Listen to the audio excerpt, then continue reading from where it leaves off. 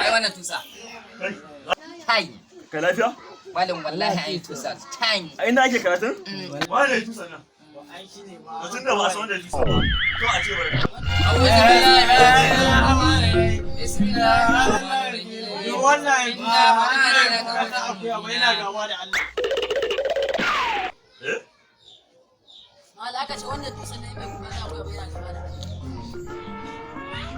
Kai, Hafizu kai. Kwamin wayan nan. Malam mun yi kai ko malam.